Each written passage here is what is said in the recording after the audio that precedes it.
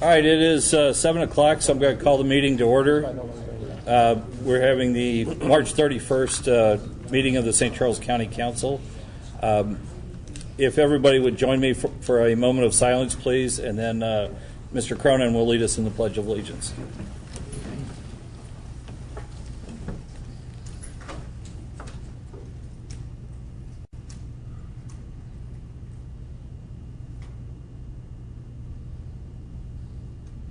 Amen. I pledge allegiance to the flag of the United States of America and to the republic for which it stands, one nation, under God, indivisible, with liberty and justice for all. Okay, we'll have a roll call, please. Councilmember Joe Cronin. Here. Councilmember Joe Brazel. Here. Councilmember Mike Elam. Here. Councilmember Mike Klinghammer. Here. Councilmember Dave Hammond. Here. Councilmember Terry Hollander. Here. Councilmember John White. Okay, first, we're going to open the public hearing for the renewal application for the Calhoun Ferry Company. Is there anyone here to speak on this? Mr. Dienoff?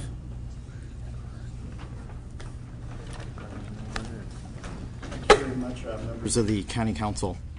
This is concerning an application granting of a ferry license to Grafton Ferry Landing. The property is owned by the City of Grafton, Illinois, and it's a joint private partnership. I'm requesting that the county waive all and any license fees and bonding requirements. Number one, the river ferry access across the Mississippi River is of public interest and convenience to both St. Charles County, Missouri residents and Calhoun County, Illinois residents. Two, it provides a safe transportation mode for residents of both St. Charles County and Calhoun County, Illinois. Three, it provides economic development and unites families in both states. Four, the ferry landing is owned by another public governmental entity, the City of Grafton. Five, the transportation mode allows for the movement of goods and services and emergency access in case of first responders and those traveling to hospitals in St. Charles County. We need to build intergovernmental relationships and partners with our neighbors. We have a full-time government relations director in the county executive's office, and I feel that it's very lacking, and this is the first step for building those relationships and partnerships. Number 8, this is a win-win for residents of both counties and both states. And number 9, this will not negate the need to prove to the County of St. Charles all proper general liability, property damage coverage, and workers' compensation insurance, which is covered by our county code of codified ordinances. For these reasons, I ask that the County Council waive all bonding and permit fees to Grafton Ferry, as it is a good spiritship of cooperative agreement and relations with our neighbors in Illinois. Thank you. Thank you. Is there anybody else that would like to address the council at this time? Mr. Chairman, I just want to call the council's attention to the applicant's certificate of liability insurance, which at my request the applicant sent to us for me to present to you as part of the documents you'll consider this evening. The applicant does have adequate liability insurance. Is this on, Mr. Dienoff? Can you hear me now? Okay. I don't think it's on. It is. Yep. You can hear me? Okay. Okay. I just wanted to call the council's attention to the certificate of liability insurance that the applicant sent to our office today, and which I distributed to you for your consideration tonight as you consider this application for renewal of a ferry license. Small question on it. Does not check that they have workers' comp on this certificate. Are they required to? They are. They sent this at my request as liability insurance for their responsibilities to the public that they serve. Are they required to have workers' comp insurance? They are, although our ordinance does not require that they submit proof of these insurance, the ferry licensure ordinance, but this, I think, can be relied upon for their proper business practices with respect to liability insurance. Okay. Any other questions or comments before we close the public hearing? Somebody else had. Did anybody else have I didn't see over the podium. Does anybody else want to address this subject? Just subject 5. Another one? Okay. In just a moment. Okay, I'll entertain a motion to close the public hearing. Motion. Motion been made and seconded. All in favor of closing the public hearing on the renewal application for Calhoun Ferry Company, say aye. Aye. The ayes have it. Thank you. The next one is a public hearing on the proposed traffic regulations. Craig, if you would like to come forward and kind of give us a briefing real quick first on what this is and periodically throughout the year, we get requests from residents to look at or to impose or enact new traffic regulations. The requests that you see before you, the subject of this public hearing, are the latest requests that we've received. There will be 2 public hearings to give residents a chance to comment on those.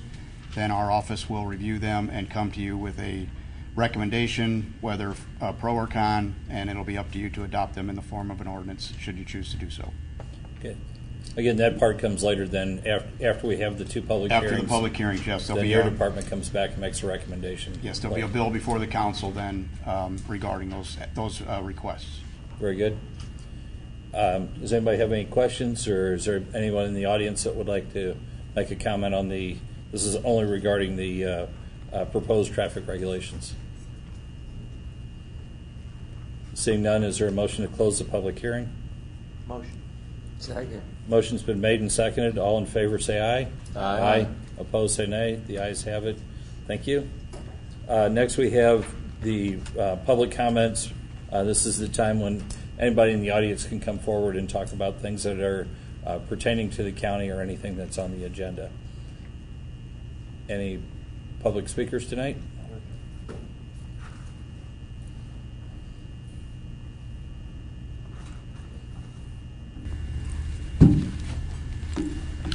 Good evening, Chairman, members of the council. My name is Jim Exler. I'm with Muscle Engineering, 32 Port West Court, St. Charles, Missouri, 63303. I'm here tonight speaking on behalf of Bill number 4602 and 4603, the S&S storage facility located at Highway N and Hepperman Road. We were here last month, and you guys addressed some of the things there. We did get a chance to talk to some of the members afterwards, especially Bill Lichtenhouse has talked to a number of people. He isn't able to make it here tonight, but one of the things that was one of the concerns is not enough landscaping on the Highway N side, and we've added more trees along that side to add more landscaping down through there. One of our only other comments on the project that we'd like to alter is in the conditions, and it's item number 5, the site-proof fence. We would like that to be changed to chain link fence with vinyl privacy slats installed for security reasons, to give you a little bit of view in there. We feel if it's completely screened, it might be more of a security risk. Somebody could go in there and do some vandalism and stuff like that to the private property inside. I can slow you down for one quick question. Sure. What was the height of that fence? 6 feet. 6 feet. Yeah. So I'd have a hard time seeing over it anyway, but other people could. They were wood slats that were going in the chain link, wasn't it? No, we were going to go with vinyl slats in there. Oh, you are? Okay. And I believe that was really the only items that were brought up. The condition right now is for a totally site-proof fence. Correct. Okay. And I'll be glad to answer any questions you have, or later on in the reading of the bills, I'll be glad to answer any then. So. Just one comment. At planning and zoning, I had talked about the site-proof fence. But that was before you put trees in, and I assume those would be a type of pine or. Yeah, basically we've got altering pine trees with some decorative trees just to break it up, going along the front, running along this side right here. And then what you see in the dashed purple line is actually the fence location of it. So out of the 6.55 acres for the storage facility, we're only utilizing 3.1 acres of it. Okay. And I kind of broke protocol. We really should save our questions until we get to that item on the agenda. That's fine. I'll be glad to answer anything Yeah. then if you need. You still have the floor, so if there's any other items that you need to bring to our attention? No, those were the only ones. Okay, thank you very much. Thank you. Was there anybody else in the audience that would like to talk about bill number 4062 or 4063? Seeing none, is there anybody in the audience that would like to talk about any other items that are on the agenda? Mr. Dinoff? Thank you very much, Mr. Chairman. I'm A.C. Dinoff, county resident. I have a request for the county council and the county councilor's office. I made a phone call to Mr. Ellis on Friday, and also the assistant director of elections, Ms. Stilson, in reference to my name for 2 offices are incorrect on the requested sample ballot from the election authority for the April 8th election. These were certified to Mr. Christmer by Mr. Christmer is merely another deliberate and malicious mistake to confuse voters and jeopardize our fair election process and the outcome of the April 8th municipal election. My name is correct on the filed declaration of candidacy that I filled out. My name is correct as certified by the O'Fallon City Clerk, Pam Clement, and the Secretary of the St. Charles County Junior Community College District Board of Trustees, Ms. Parcell. However, Mr. Christmer and another staff member deliberately changed the way that my name appears on the official ballot in violation of several and numerous sections of Chapter 115, our state election law. I hold this near and dear to my heart as I call for and am a public advocate for fair elections for our 400,000 county residents. Since the mistake and error occurred by Mr. Christmer, I am asking that the county councilor, Mr. Harold Ellis, immediately seek a court order from a county circuit judge to correct and reprint all the incorrect ballots at the county's expense for the City of O'Fallon Ward 1 and the St. Charles Community College District Board of Trustees race. I'm asking that this be done in the name of fairness in elections. Mr. Christmer has no right to defer from what the certified declaration of candidacy was certified to him according to Chapter 115, and I ask that the county take the appropriate action in circuit court to rectify and amend this issue at stake. I'm also asking the county residents vote no on a countywide Proposition E, a 42% property tax hike on personal real estate property increase on the ballot proposed by the St. Charles County Ambulance District. It makes no sense when the average salary of a paramedic is $108,000 and they are paying $600,000 annually in overtime to its employees. You can hire 6 full-time paramedics for that $600,000 in overtime. The call volume of the district has decreased 5% from last year for emergency calls and 17% for non-emergency transfer calls from 2012 to 2013. There's a discrepancy between the ambulance chief and the highly ethical director of the county dispatch department, Bob Watts. There's a better and decreased response time, lowering the overall responses by 25 to 30 seconds with 0 delays in response times. There have been 0 layoffs of any district personnel, but yet the district wants to make you think that they need more paramedics. The proposal for the 11 cents on an average county home value of $200,000 will cost an additional $48 in addition to the already 15-cent tax levy ceiling of $57. I ask the county residents vote no. Thank you. Okay. Is there anyone else that would like to address the council on any council-related business? Seeing none, we'll close the public comments part of the meeting and move on to the oral report from the county executive.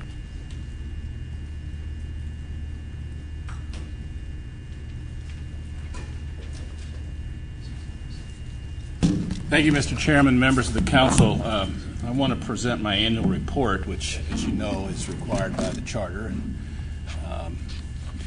I believe I'm going to have to give verbal cues to go to the next one. Is that right, Jack? Okay.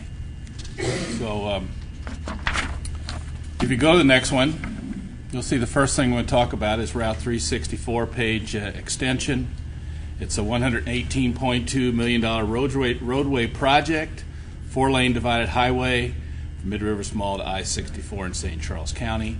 The good news is it's expected to be completed November 2014, and I've been to 2 different meetings where we talk about the progress, and at both those meetings they were actually ahead of schedule. So I think there's a good chance they will come in on time. And of course, you know the history of this. We funded 1/4 of it from from the road board. A fourth of it came from the municipalities getting together and making one application for federal funds, and then the other half came from MoDOT. This improvement will serve about 50,000 cars per day. Travel time from Mid-Rivers Mall to Highway N in Lake St. Louis will be about 7 minutes. Next slide, please.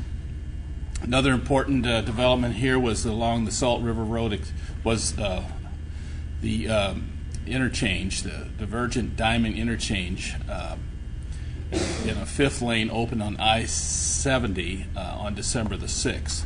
Total project cost was about $12 million, and that was with assistance from the county and St. Peter's. And of course, we're trying to do with both the Salt River Road extension and these improvements is to eliminate that bottleneck. I'm sure it's improved, but there's probably still work to do.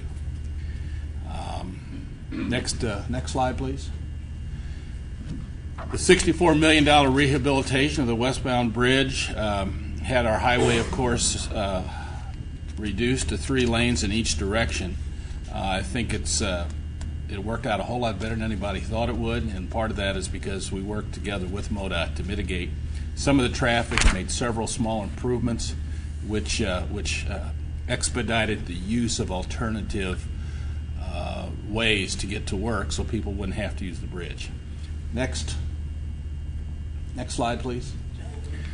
There's a new bridge, of course, at Weldon Springs. The Daniel Boone Bridge has started. Will continue into 2014, 2015. The county, years ago, advanced funds to keep this project moving, and now we're seeing it actually come to fruition. The old bridge was 80 years old and wasn't designed for interstate level traffic, and we're going to have a full interstate highway bridge here. Next slide. St. Charles County, in conjunction with MoDOT, the City of Wentzville, received approval for $14 million funding partnership to improve safety on U.S. Highway 61. In January, last January, the county submitted an application to MoDOT for the funding partnership in response to recent severe accidents. It was determined that the safety of the corridor could be improved with the construction of grade-separated interchange at Missouri P and Piney Roads, as well as the construction of improvements at several other intersections along the corridor. The partnership includes $8 million from MoDOT, $3.5 million from St. Charles County, and $2.5 from the City of Wentzville. Design work started last year, and construction will begin in 2016. Next slide, please. You can see we have several TIP projects approved this year by the East-West Gateway Council of Government. On Route 94, funding to provide safety improvements from Route 47 to Route D. The I-70 Regional Corridor Study. This is where local municipalities came to us seeking assistance for their initiatives along the I-70 corridor. But the study was requested by St. Charles County, and I think I've talked to you before about how critical we think the future of the I-70 corridor is. John Greishu did a study a couple years ago. 50% of our sales taxes are collected on either side of I-70. 50% of our jobs are located there, yet 20% of that area is still undeveloped. And we're trying to see if there's some things that we can do not only to make access easier to the existing businesses, but to provide some incentive for people to build, and in some cases to rebuild. And I think the corridor is in good shape now, but if we don't think about making improvements to it in 10 or 20 years, I think we could have some problems and people looking elsewhere to locate their businesses. Next slide, please. Before the May tornado and the June flooding last year, we held the first faith-based emergency planning workshop at Quail Ridge Lodge. It's a collaboration between the Department of Community Health and the Environment, St. Charles County Sheriff's Department, Division of Emergency Management, and agencies in St. Charles, Lincoln, and Warren County. There were 125 attendees representing numerous organizations at the first workshop. And in fact, the second workshop was held in January of 2014. Next slide, please. As you know, shortly after that workshop, we were put to the test. I've said many times I'm very proud of the way the community pulled together to address the tornado and the flooding. There was more than 1,940 properties damaged by the tornado. More than half had surface damage like broken windows, shingles, siding, and there was no permit needed from the county to repair that. But there were 318 permits issued. 232 of those have been completed. It's my understanding that in many cases the rest are not completed yet because of issues with insurance companies. But we are doing everything we can in our building department to make sure that those projects are completed timely, and completed in the proper manner. Over $2 million in cost for the county response,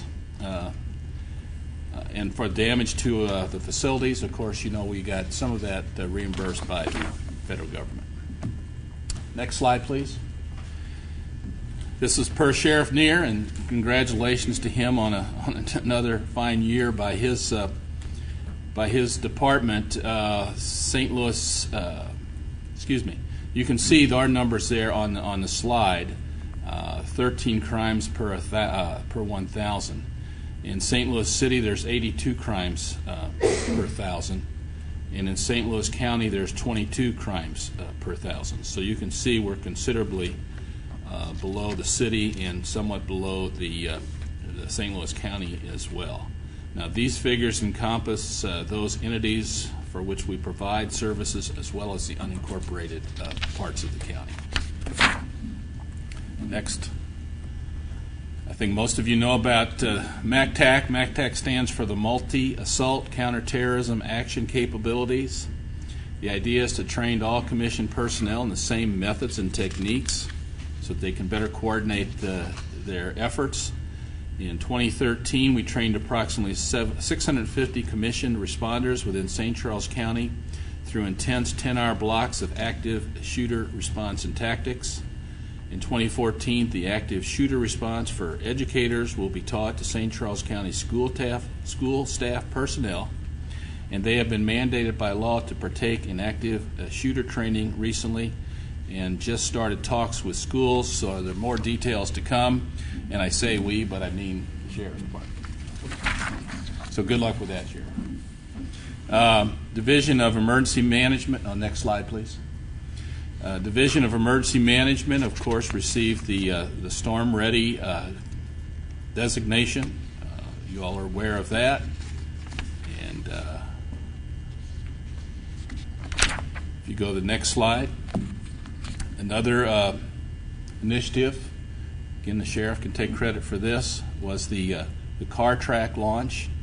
CarTrack is a telemetry tracking system that allows deputies to track and individuals who are wearing a CareTrack wrist transmitter. This helps families who have loved ones with medical diagnosis of a disease that may cause them to become disoriented or confused and wander away, such as Alzheimer's disease. To qualify, an individual must be a resident of the county, have a medical diagnosis that may cause this wandering, and a 24-hour caregiver, and no access to a vehicle. Next slide, please. I presented the final report last year of the Schools Mental Health and Emergency Services Task Force in response to the tragedy at Sandy Hook Elementary. You had established that task force. I need to thank all the people who participated from the public and the members of our staff who put a lot of time into this. The conclusions are based on the best practices and discussions. The task force put together a list of recommendations regarding school safety, resource allocation, technology, mental health issues, which also resulted in community initiatives. Next slide, please.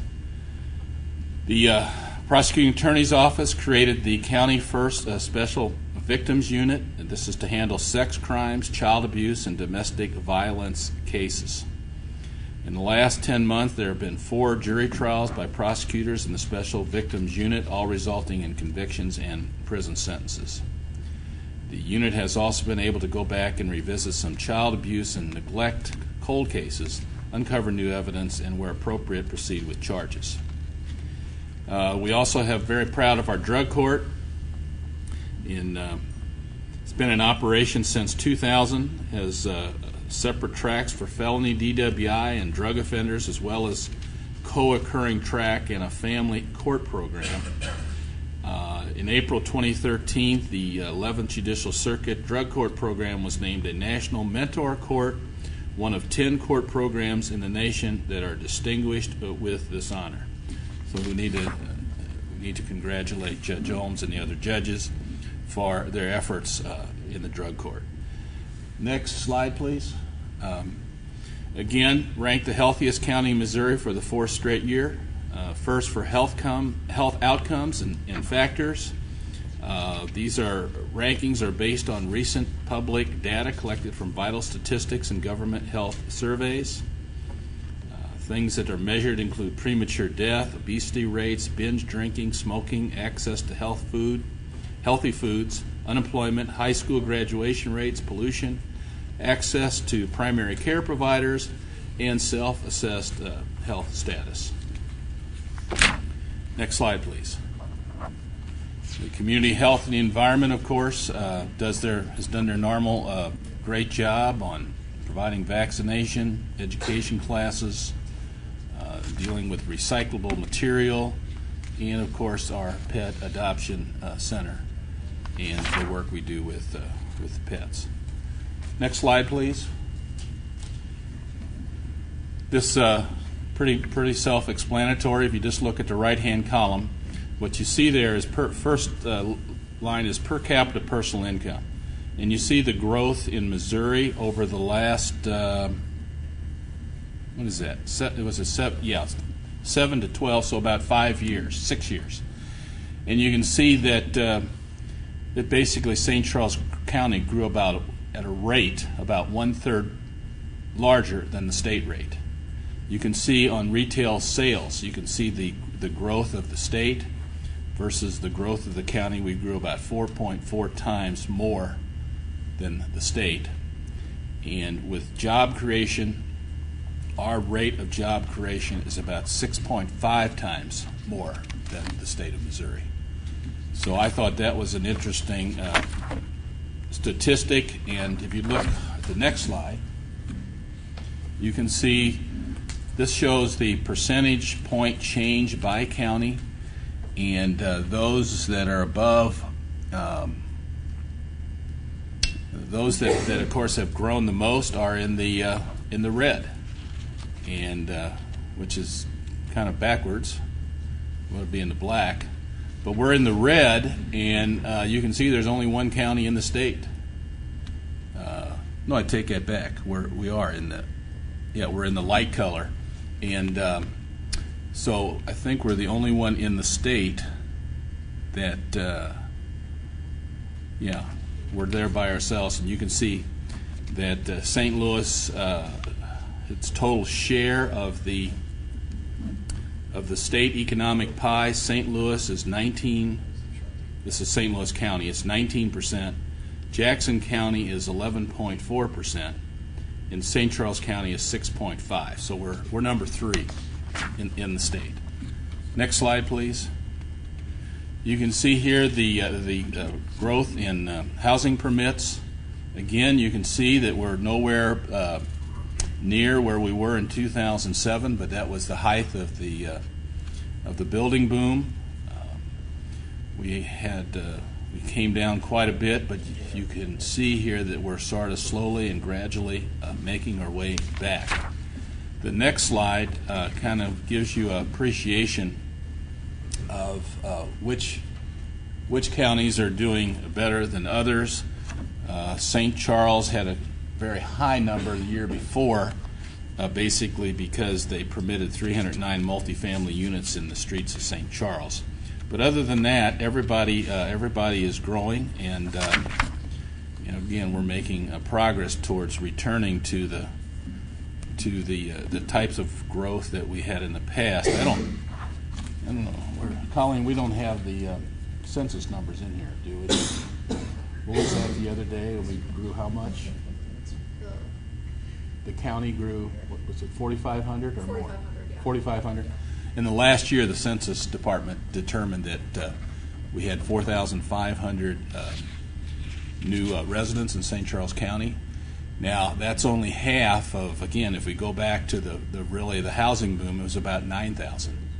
But when you look at our growth compared to the other counties in the region, we are just we are way ahead. In fact, we grew the city of St. Louis lost about the same number of people that we gained. So we're very, very fortunate in that respect, and people continue to want to live in St. Charles County and to move out here. Next slide, please. Here you can see the unemployment rates, and again, you can see that we have a much lower rate than Missouri, and Missouri has a much lower rate than the country as a whole. Next slide, please. You can see at the Family Arena, we installed new video and ribbon boards. We've had more events. We've had the return of the various teams, and we're real excited about what we may be able to accomplish at the Family Arena in the next year. Next slide, please. We've talked a lot, you all know a lot about the emergency radio communication system. As I mentioned last year, the tornado and the flood reinforced our conviction that this is very much needed. 12 of the 12 towers will be up, should be up by today. So they'll be testing in the spring and summer and launch in the late summer.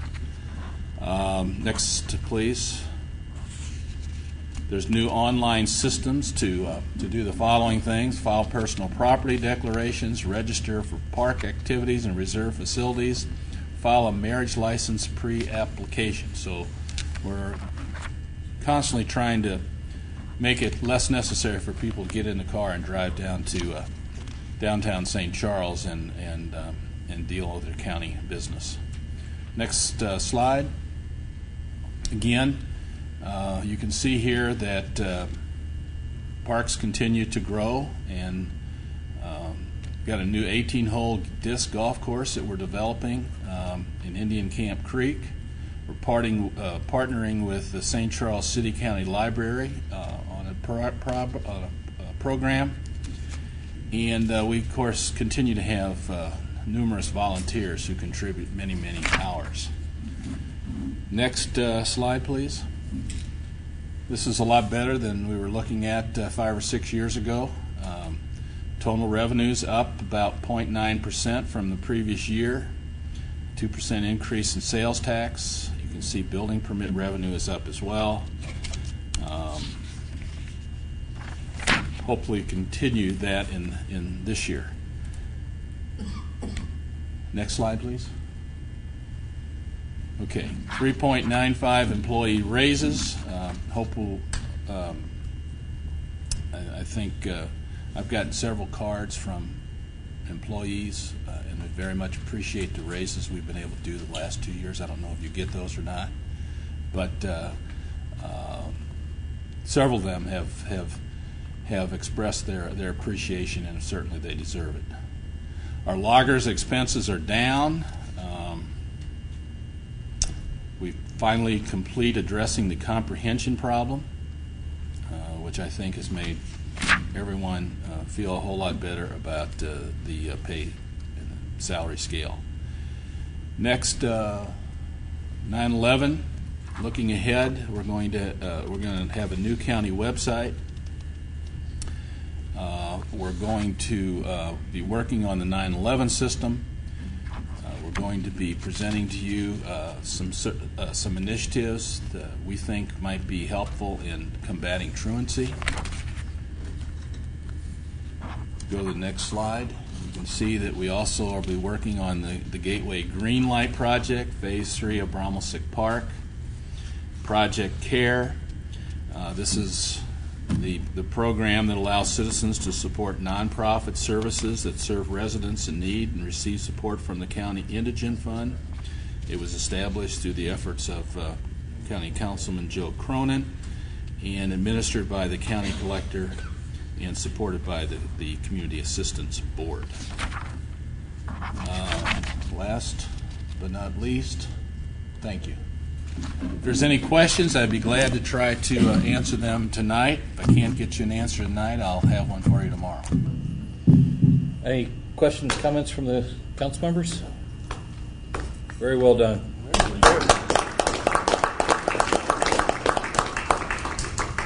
It is certainly good to see those numbers turning around from where we were a couple years ago. Thanks, Steve. Amen. All right, next we have the consent agenda. Is there any items that people would like to pull off for separate discussion? I'd like to remove the transportation. I'll second that. Okay. Anything else anybody would like to remove? Approve as amended. Is there a second? Motion's been made and seconded for approval of the remainder of the consent agenda. All in favor say aye. Aye. Opposed say nay. The ayes have it. Mr. Bresley, you want to discuss the transportation issue pulled up? Yeah, is this John Greifus out there?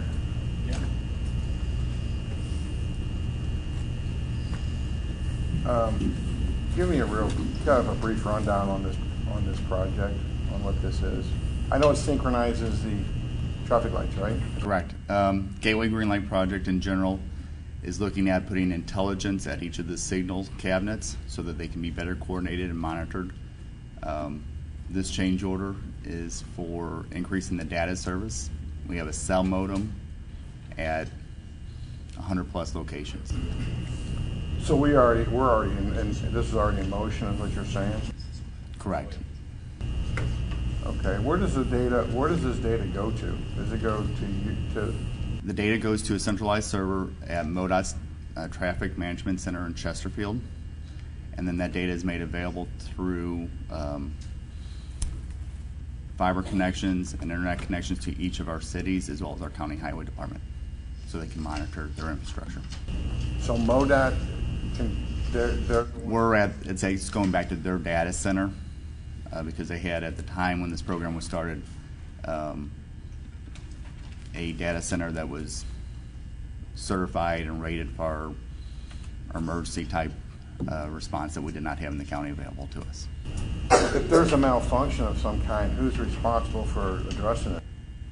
If there's a malfunction at the signal, at the hardware itself in the street, it goes back to each of the cities or the maintenance agency that is, whether it be county highway or one of the municipalities.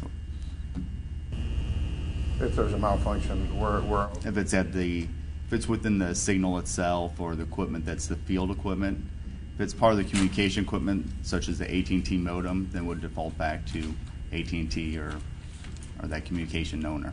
But this gives the ability for somebody in the MoDOT headquarters, does it give them the ability to manipulate the traffic signals? Is that what that does?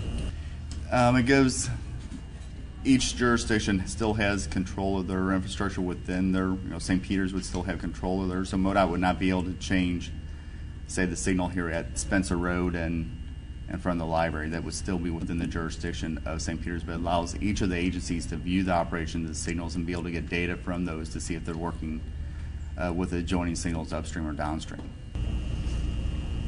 So are we relying, I'm trying to find out, who are we relying on for our traffic signals within our county? Is it still the traditional way with the county highway department? Are we going to be relying on somebody that works for MoDOT sitting in Chesterfield manipulating the traffic signals? Each is still within St. Charles County. So St. Charles County personnel would still have total control over the traffic lights in St. Charles County? Correct. That has not changed. What this program allows is that many of the signals in St. Charles County prior to the program were uncoordinated and were not working together. They were just simply on a timer. This program puts some intelligence so that the signals work better together and allows them to be monitored to determine. A lot of times you'd be in the field and whether it be a city or even MoDOT in a lot of cases on their state system, wouldn't realize the signal was malfunctioning until a resident called a sheriff or the police car or the police, and they reported it back to the proper agency. This allows them to receive a text or page immediately when the signal is going to malfunction so that it can be repaired more quickly and brought back in coordination so that people can travel throughout the county more efficiently. And where did this grant money come from? The county applied for a congestion mitigation air quality grant, which has been paying for 80% of this project. From what department? I did, the transportation department. So, but it comes from what federal department? It came through the Federal Highway Department, through East-West Gateway. And the AT&T bill, or not bill, but the request in front of the council tonight is to increase the data service from a smaller plan to a little bit larger plan because we're using more data than what we anticipated, which I believe is a good thing because it shows that each of the cities and people are using the system to log in, check the health of the signal, make sure the signals are in function, and starting to talk back and forth to each other. That's really been one of the more exciting outcomes is that you have cities like St. Charles working with MoDOT and working with St. Peter's because now they can see at a laptop or their data, how they're working, how they perform together as a system versus an individual agency as one piece of the county. Okay, thank you. I got two questions. One is, I'd imagine this system has a built-in redundancy in case the communication systems go down, that there's some type of previous time system to coordinate the traffic signals. Yes. Okay. And then secondly is, with the new STAR system for the 911 system, did they ever look at maybe using those antennas to communicate with those signals? Just curious. Yeah, with the emergency radio communication towers, it provides us an opportunity first. It could be in a phased approach, but one of the things that we are looking at this year is whether the height of the towers will allow us to provide radio links between the tower and the signal, and therefore reduce the recurring costs that we're paying AT&T. And then obviously a step beyond that could be whether we would want to invest into our own wireless communication system and take advantage of some of the vertical heights. But that very first step of trying to reduce this recurring costs, we are looking at a line of sight survey, and hopefully in the next month or so I'll be presenting that contract to the council that would help us minimize the number of cell modems that we have out on the street. Thank you. Thank you, gentlemen. Any other questions? Is there a motion for approval on that? Motion for approval? Second. Motion's been made and seconded. All in favor of approval of the wireless data service for Gateway Greenlight Program, AT&T Mobility, for $38,400, please say aye. Aye. Opposed, say nay. The ayes have it. Okay, moving forward then, we have bills for final passage. You'll read the first one, please. Bill number 4061, an ordinance granting conditional use permit 21587 for a general contracting service to Donald Frederick Paling Trust and Joyce K. Paling Trust. Any council members have any questions or comments on this one? Seeing none, would you call the vote, please? An ordinance granting conditional use permit 21587 for a general contracting service to Donald Frederick Paling Trust and Joyce K. Paling Trust. Councilmember Cronin? Yes. Councilmember Brazel? Yes. Councilmember Elam? Yes. Councilmember Klinghammer? Yes. Councilmember Hammond? Yes. Councilmember Hollander? Yes. And next we have bill number 4062. Bill number 4062, an ordinance amending the zoning district map of the County of St. Charles, Missouri by rezoning land from A, Agricultural District, 5 acres minimum lot size, to C2, General Commercial District, as per application 21793. I'd kind of jumped the gun earlier. Does anybody have any other further questions or comments? I got some comments, but I think it's more on the conditions, so I guess we'll address that in the next bill. Okay. Call the vote, please. An ordinance amending the zoning district map of the County of St. Charles, Missouri by rezoning land from A, Agricultural District, 5 acres minimum lot size, to C2, General Commercial District, as per application 21793. Councilmember Brazel? Yes. Councilmember Elam? Yes. Councilmember Klinghammer? Yes. Councilmember Hammond? Yes. Councilmember Hollander? Yes. Councilmember Cronin? Yes. Okay, bill number 4063. Bill number 4063, an ordinance granting conditional use permit 21793 for auto, boat, truck, and RV storage to WWG LLC. Okay, Mr. Brazel? Wayne, are you here? I can't see you. There you are. I talked to the applicant at the last meeting, and they agreed to, we were concerned, or I was concerned on that's the highway inside, I believe. Or, yeah, that they were going to put in more foliage, more trees or bushes or whatnot. Do we need to add that into condition?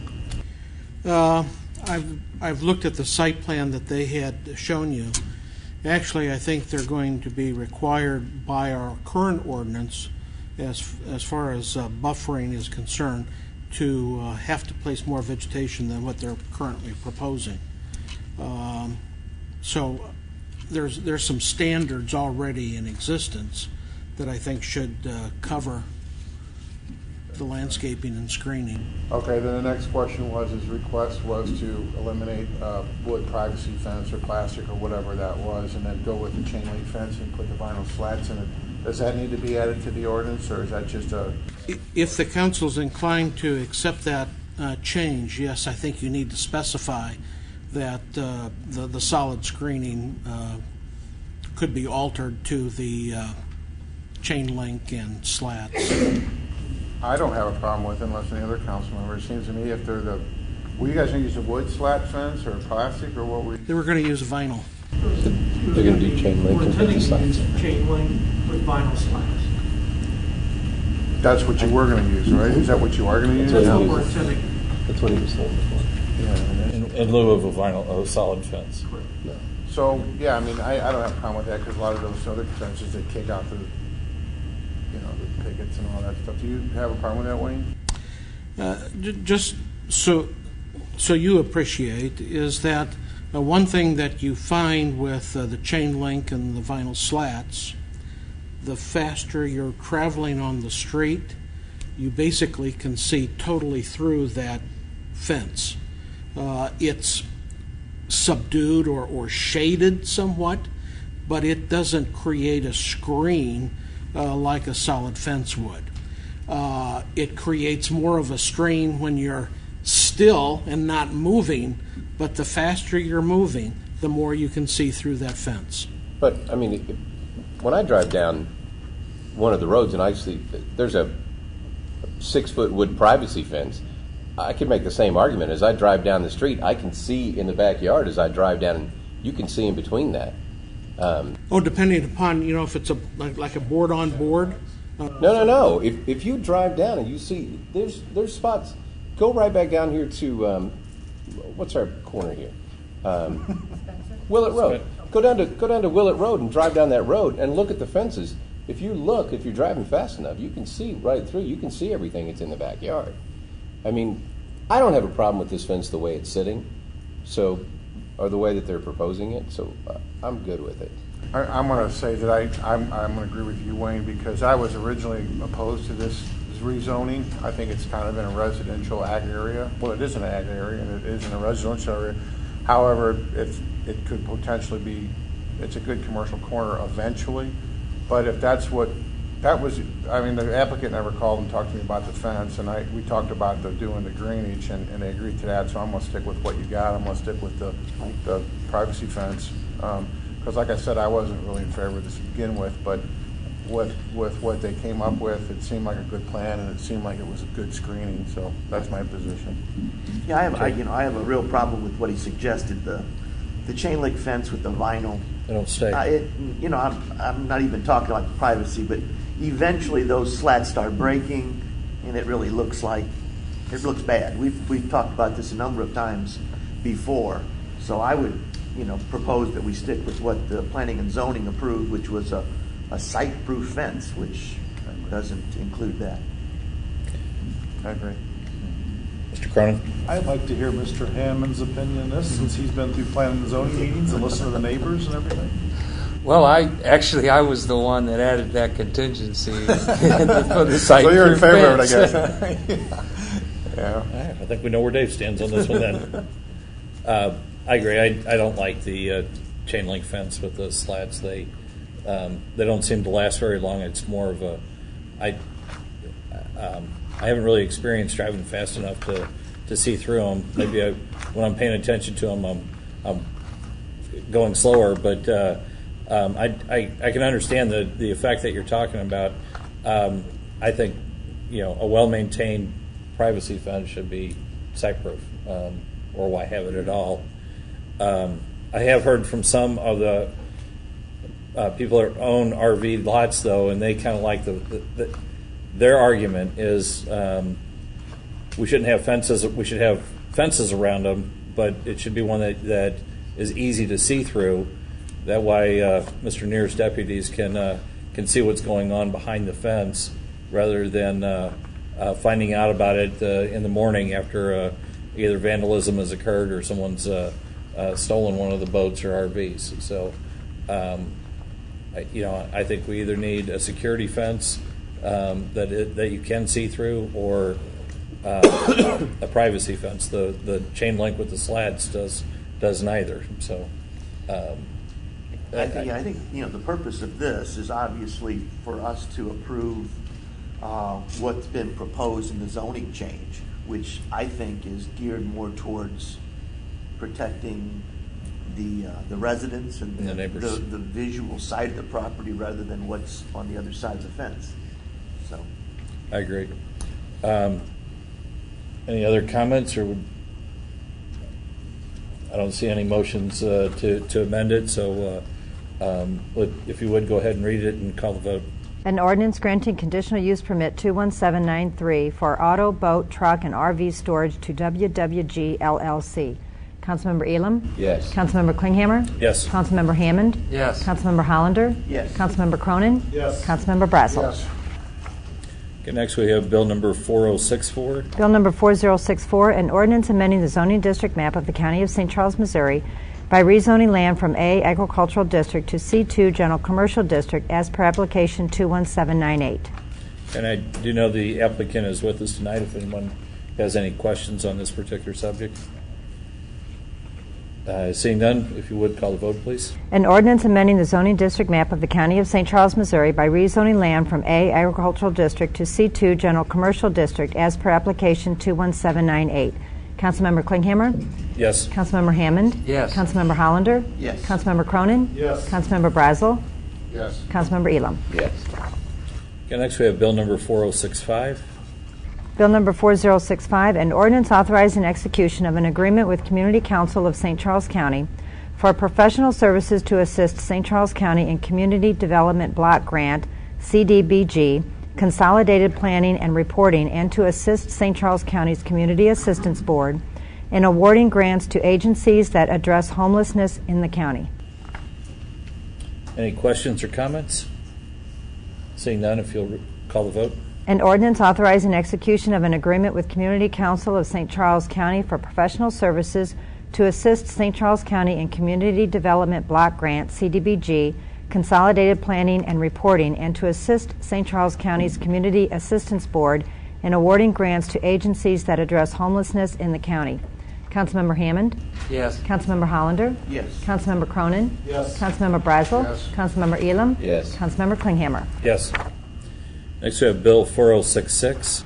Bill number 4066, an ordinance authorizing the county executive to execute Surface Transportation Program Agreement, Federal Project STP 7302657, with the Missouri Highways and Transportation Commission for allocation of funds to 80% of the eligible costs up to a maximum amount of $144,000 for a 2-inch asphalt overlay and ADA improvements on Patriotic Trail in Weldon Spring.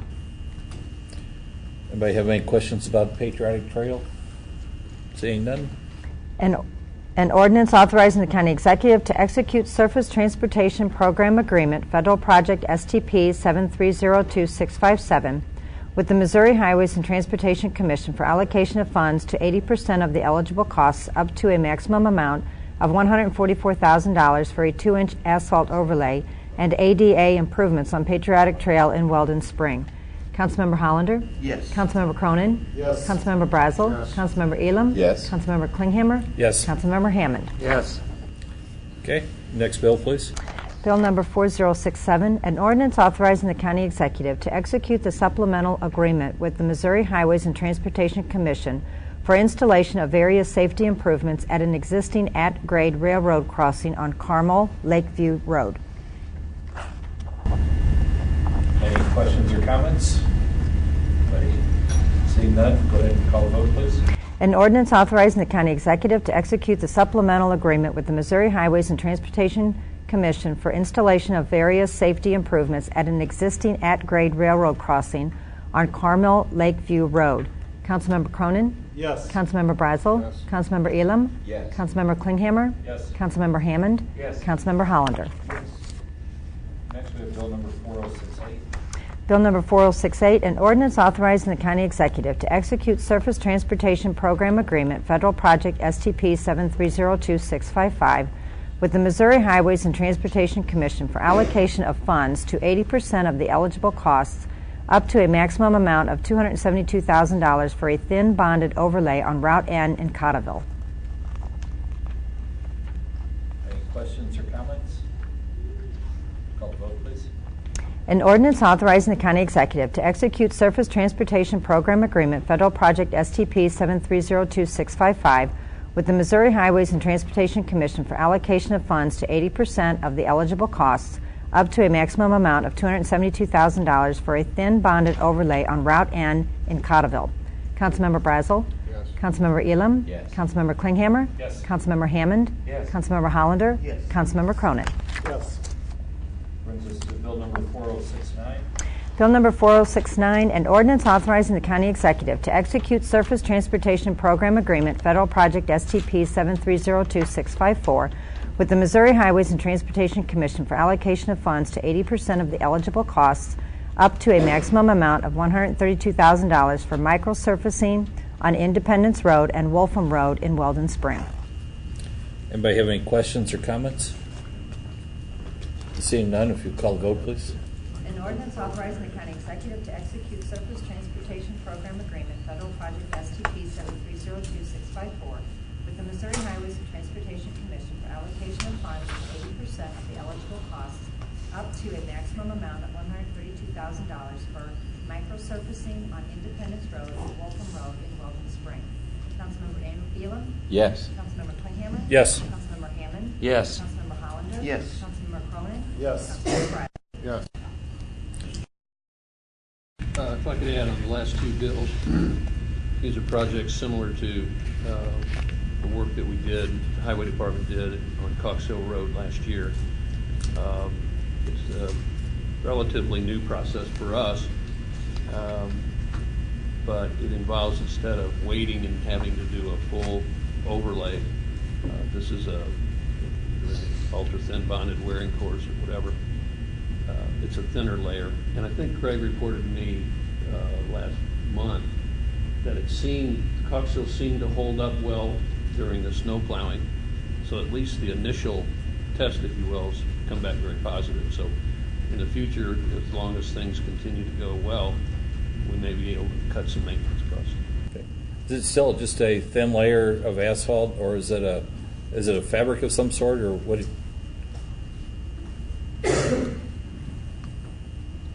The last two are actually two different type of surface treatments. The first one is a thin bonded overlay, which is actually it's a very thin layer of asphalt. It's got aggregate, it's got the oil binder.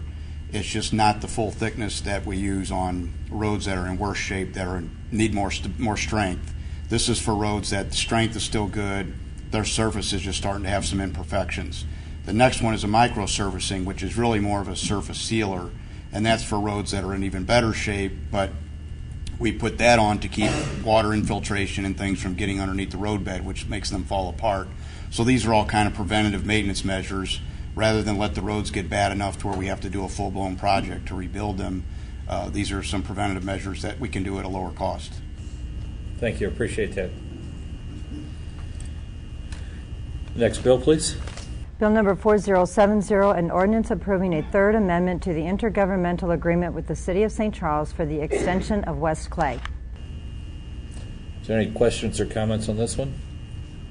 Seeing none, if you'll call the vote, please. An ordinance approving a third amendment to the intergovernmental agreement with the City of St. Charles for the extension of West Clay. Councilmember Klinghammer? Yes. Councilmember Hammond? Yes. Councilmember Hollander? Yes. Councilmember Cronin? Yes. Councilmember Brazel? Yes. Councilmember Elam? Yes. Okay. Next, we have bill number 4071.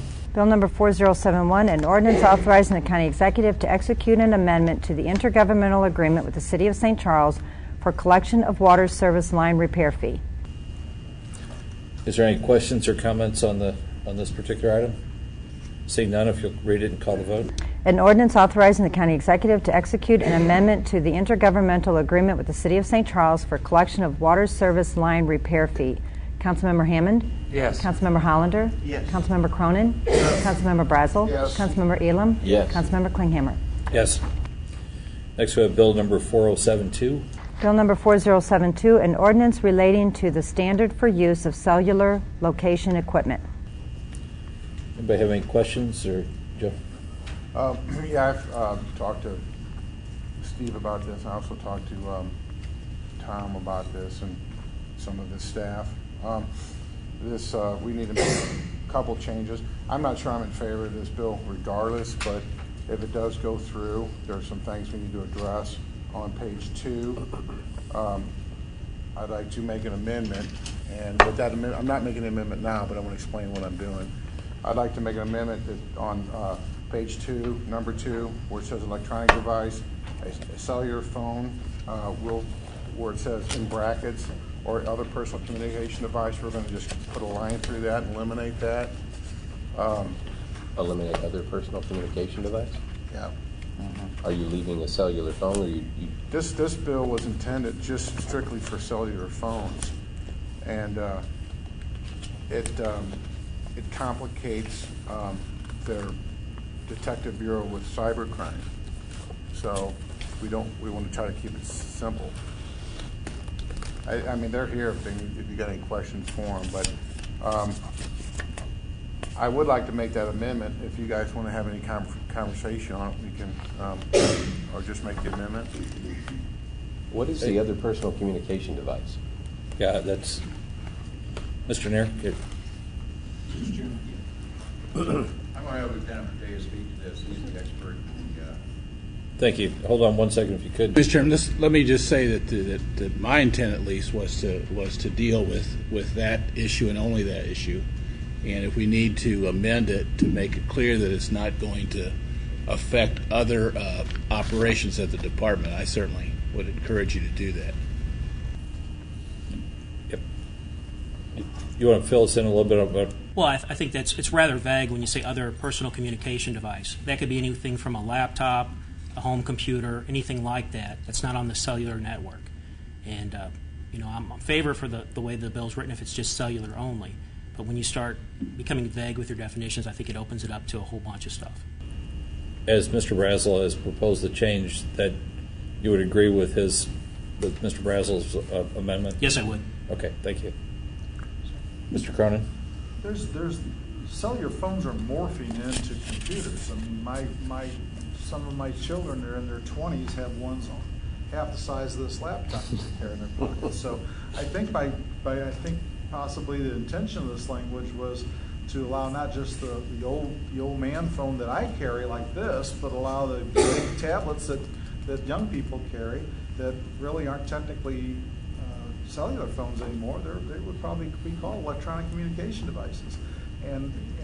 So I just want to make sure that by doing this, I think this is a powerful tool that law enforcement can use to save lives in a lot of instances. And if you know the story about how some of this happened with a St. Louis University student, this may have something like this law could have this equipment could have saved that lady's life. So I'd like to hear what the sheriff has to say, but I don't want to see it just if you need. If this amendment's going to restrict your ability to use this equipment in the correct manner, I think that's another story. The ordinance as written with the one line struck will serve our purposes and law enforcement purposes without any problems at all. I owe an apology to the county executive because when we first discussed this, I didn't read into it far enough to understand just what other areas were being included in that. And then through further discussions, the intent of it was to put our personnel on notice as to how the equipment that is forthcoming is to be used in the tracking of cell phone signals. That's all this equipment does. You can't read messages on cell phones with it. You can't do anything else with it other than locate that phone. And that was the purpose of the original ordinance. The way the ordinance is written now will work fine for us with that one line struck out, excuse me, that broadens electronic devices. Thank you, Sheriff.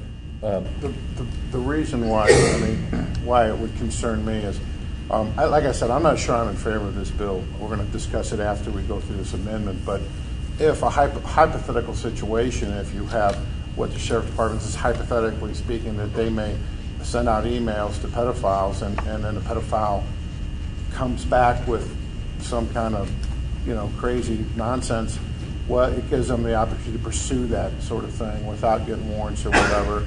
And that, to me, is important, that they have that flexibility. I don't feel like they're violating anybody's constitutional rights when it comes to those kind of issues. So that's why I'm recommending that they keep the electronic device out of this ordinance. But like I said, after we pass the ordinance, I want to discuss other issues with it. Okay. Mr. Elam. This equipment, we're not buying equipment, right? We're borrowing equipment from other governmental agencies. That's the way I'm reading The this equipment bill. will originally be given to the City of St. Louis, with the caveat that St. Charles County and St. Louis County will have use of that equipment. We'll train in the operation of the equipment, and we will have use of that equipment. Right now, if we want to do cell phone tracking, we depend on the Secret Service or other federal agencies. And a lot of times that equipment's tied up. It's not available. This is an opportunity through the URASI grant, Joanne? Yes. URASI grant that I believe had to be approved by East West Gateway to provide this equipment to the intelligence unit in St. Louis City. Once again, with a caveat, St. Charles County and St. Louis County have equal access to those equipment, or that equipment. One moment, please, Mr. President, and then. All right, Tom. So I just didn't see it. Currently, right now, you could basically track somebody's cell phone without a search warrant. Currently, right now, if you've got a with extreme circumstances, yes. Okay, so and the circumstances when you apply for a warrant would be the same in most cases. Not necessarily. You would apply for a search warrant for the contents of the cell phone. All we're doing with this equipment is locating the cell phone. And then if we wanted to obtain the information that's in it, depending if it's a lost person or something like that, then you're not even concerned about that. But if you locate a cell phone, you're going on an ongoing investigation, you want to check the contents of that cell phone, then you have to have a search warrant, yes. With this ordinance, or you would in any application? With any application. Okay, so what this is this is a vehicle, a truck, or something that drives? Okay, and so this money is grant money coming from federal government, Homeland Security? URASI. What is it?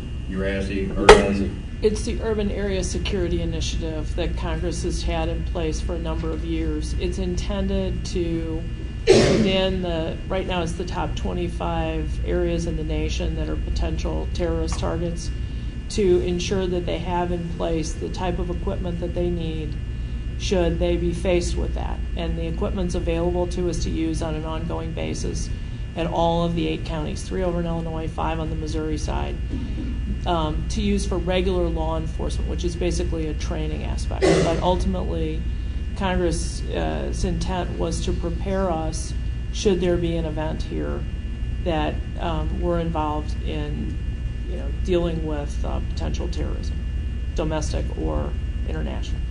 By using this equipment, how is it tied? Is there any ongoing relationship or ongoing sorts of contract or anything that we have to maintain with the federal government or with Homeland Security by having this equipment? No. Other than there's an agreement on how it's used. It's used for regional assets, for regional use and regional purpose. So you have an agreement with Homeland Security by using No. this? No, is there an agreement or no agreement? There's no specific agreement written, but when you obtain these tools for law enforcement, there's an understanding it will be used for regional assets for law enforcement purposes, and in some cases for anti-terrorism functions, proactive investigations for anti-terrorism. Is law enforcement supporting this type of ordinance? It was a law enforcement request at East West Gateway, Councilman. It was a request of the city of St. Louis, police department specifically. We, as the ordinance as written, directed at cell phone use, yes, law enforcement supports that. I told Thomas, me and Steve had the same conversation. This ordinance is kind of, in one way, it protects individuals' rights a little bit better. In the other way, it kind of strips the ability of the sheriff's department's ability to, I think, to do kind of what you could do a lot of this stuff on following the same rules without a warrant if it's an emergency situation. I guess you could do that either way, but it's kind of gives you, I think it kind of puts you in a box a little bit. But the other thing I don't really like about it is it seems like you can do this locally with whatever you're doing and be somewhat successful at it, but then bringing in the federal government and doing something with Homeland Security, every time I hear that, it just turns my stomach. That's what I don't really like about it. We don't have the equipment, and we can't afford the equipment. That's why we always have to borrow. Yeah, but whenever you needed to apply the situation, you never had a problem applying the situation before, have you? Where you had to track a phone through calling Secret Service or whoever the case may be. I mean, that locally, the way you were doing it was working. We could do it more with our own vehicle. This actually gets the federal government out of it, doesn't it? Oh. Nothing gets the federal government. Well, I was reading is you didn't have to go to Secret Service to borrow it. You'd have the equipment available without them. Yes. So to where right now the technology's available, but as you said, it's available at a federal level, and we have to go to them to get it, and it's not always available. So this would make it available to the cities, the two counties, and that part. I'm sorry, Joe. I didn't mean to jump. And Councilman, this is a no strings attached grant. It will be the property of the city of St. Louis Metropolitan Police Department. Homeland Security doesn't have any control over this when the equipment's awarded. Mr. Hollander? Yes, kind of listening to the sheriff and person from the department, I'd like to go ahead and amend bill number 4072. Page 2, section 1, number 2, and where it says electronic device, a cellular phone or other personal communication devices, cross out other personal communication devices. Second. Okay, motion's been made and seconded. Mr. Cronin, you had another comment? I have one last question, and maybe it's just the way this bill's structured. I'm struggling with this a little bit. Let's just take a scenario. Most of these small laptops now have uplink, through Verizon's. This one, for instance, I can hook up through Verizon. Will your department, if we make this amendment to the bill, be able to track this? Should it be in a school bag of a kid that comes up in this county? If it's emitting a cell phone signal, yes. Okay, that's all I need to know. Okay. Any other questions or comments? We have a motion that's been made and seconded. Seeing no other questions, on the amendment first, I'm sorry, do we need a roll call vote on amendments? No, you had first, second, and all in favor. Did you have all in favor? All in favor of the amendment as proposed by Mr. Hollander, say aye. Aye. Aye. Opposed, say nay. The ayes have it. Almost a sneeze. Okay, now with the amendment made, if you will, read and call the vote on bill number 4072. Amended Bill 4072, an ordinance relating to the standard for use of cellular location equipment.